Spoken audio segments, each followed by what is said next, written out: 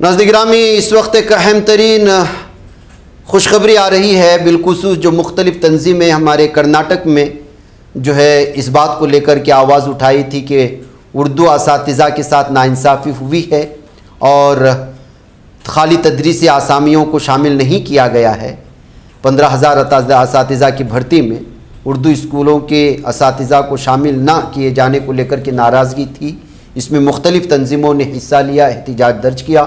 उसमें जो है सदाए इत्तेहाद भी थी। सदाए इत्तेहाद के फाउंडर मुजाहिद अली बाबा ने भी प्रेस कॉन्फ्रेंस करते हुए और टीचर्स को मुख्तलिफ़ रियासतों से जमा करते हुए इस सिलसिले में खूब आवाज़ उठाई थी।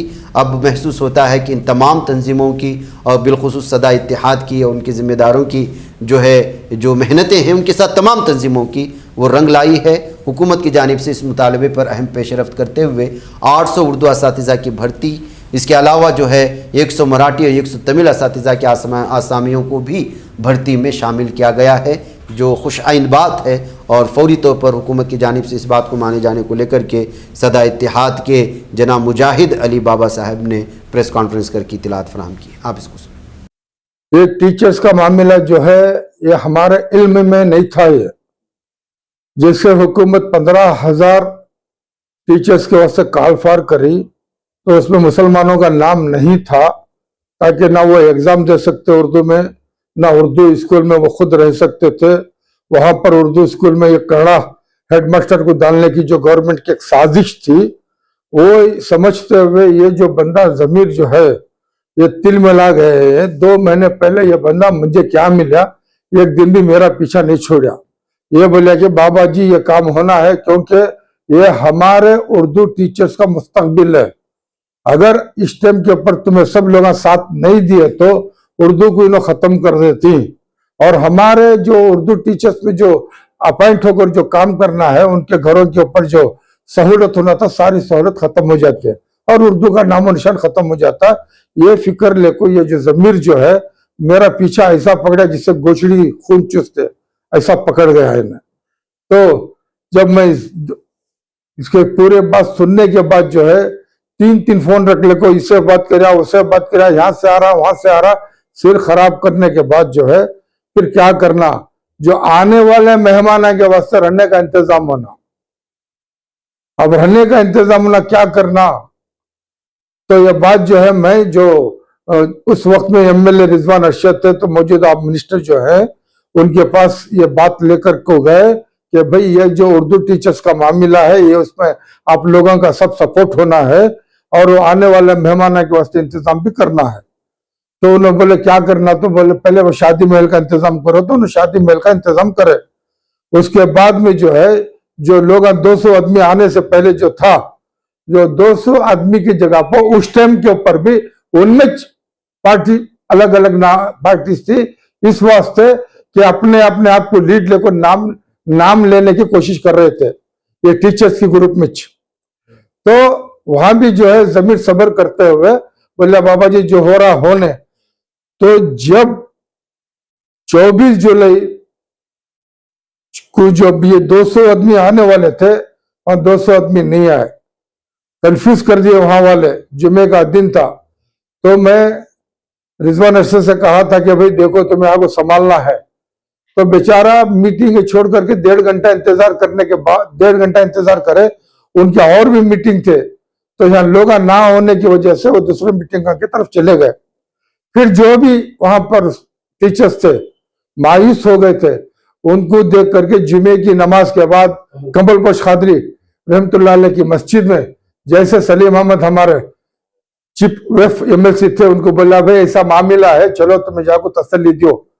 तो उन्होंने भी कहा कि जाना था, बोले मैं बोला 10 मिनट आपको जवाब देखो जाओ।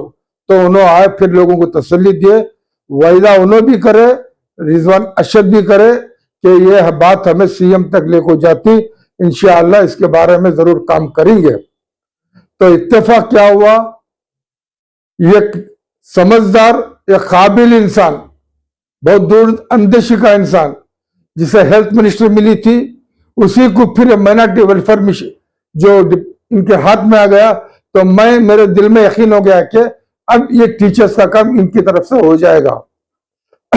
और ये टीचर्स का मामला डॉक्टर सैयद नासिर हुसैन के इल्म में भी पहले से थी। उसके बाद अब ये सेकेंड टाइम जो है मंसूर अली खान जो मेंबर ऑफ राज्यसभा, उनके इल्म में भी ये बात रखे। और निजाम फौजदार हमारे बहुत सदायत के कुछ लोग बढ़ चढ़ करके सामने भी आए। तो कर्नाटका भवन में ये आने वाले लोगों को इंतजाम करने के लिए फिर कर्नाटका भवन लिए, उसके अंदर उनको जो हमारे हैसियत के हिसाब से जो खिदमत करना था, सदा इत्तेहाद की तरफ से खिदमत करे। उसके अंदर एसडीपी वाले भी शामिल हुए, जमायत इस्लामी वाले भी शामिल हुए, एमआईएम वाले भी शामिल हुए। ये क्योंकि हम तो इत्तेहादी के लोग हैं, हमें किसी एक पार्टी से हमारा वो नहीं है, समझे ना। सब अपना अपना नजरिया रखे, देखे कि वो आगे क्या कर सकते हैं अगर काम ना हो तो। ये सबके दिमाग में था। तो मुझे ये यकीन था कि भाई चलो एमएलए हमारे जो मिनिस्टर बने हेल्थ और माइनॉरिटी के, तो उम्मीद थी कि इनसे काम होगा। और ये 5 नाम हो गए, डॉक्टर सैयद नासिर हुसैन, मंसूर अली खान, रिजवान अरशद, सलीम अहमद, यूटी खादर, और सोने पे सुहागा बोले तो हमारे बल्किस बानू साहिबा बहुत बढ़ चढ़ करके उन्होंने भी काम भी किए, मेहनत भी की है। ये 6 लोग इस काम के अंदर भरपूर तायद करे, कौम की फिक्र थी, आगे बढ़े। तो सबसे अच्छी बात इसमें यह कि निकली, जनाब यूटी खादर उन्होंने ये कहा कि मैं कल ही जो है मीटिंग बुलवा लेता हूं, तमाम मुसलमान लीडरों को साथ में लेकर के ये काम को हल करने की कोशिश करेंगे। तो फिर मुझे दूसरे दिन पता चला ये काम हो गया है, समझे ना। दूसरे ही दिन पता चला ये काम हो गया है।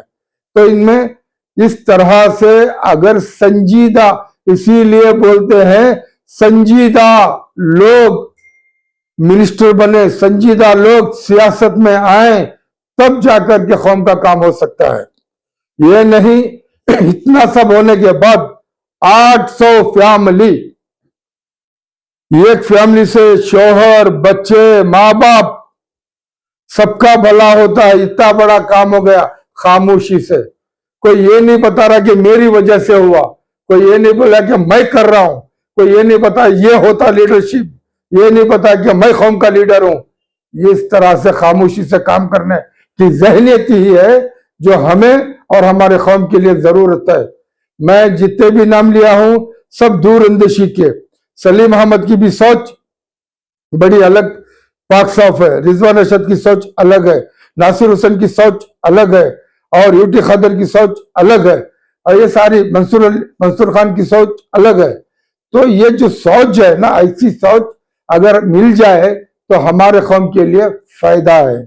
ये जो काम जो हुआ है, इसके लिए मैं इन सब लीडरों को कौम की तरफ से, ये टीचरों की तरफ से मुबारकबाद दी और शुक्रिया अदा करने की सदा इत्तेहाद की तरफ से ये अल्फाज कहना चाहता हूं।